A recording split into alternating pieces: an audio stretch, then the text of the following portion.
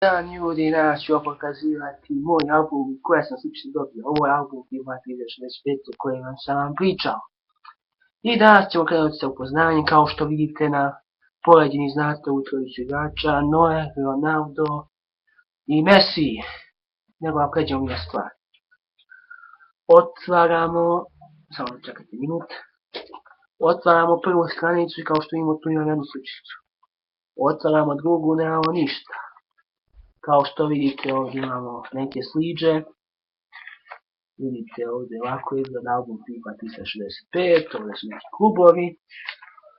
Vidite ovdje s konjetijanca imamo neke igrače. To, danas konji se iđe snimam. Vidite.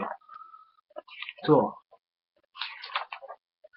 Jedva sam danas htio snimam FIFA 15, ovaj FIFA 15 novu sezonu, ali nisam stigao. Pošto sam imao novo da učim, vidite ovdje Neymar, Suarez i Rakitić, njih sam dobio, a povodom ovih sličica ovdje imam sličice Partizana. To u tijelo tim i ovo ovdje, kao što vidite. To imam. I plus sam donao mi drugi još neke sliče, kao što vidite. Imam, ovako da vam pokažem kako izgleda grb. Sad će vidjeti kako izgleda najbolji igrači.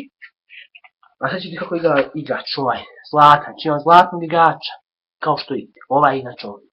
I on je zlatan, i to je to ljudi.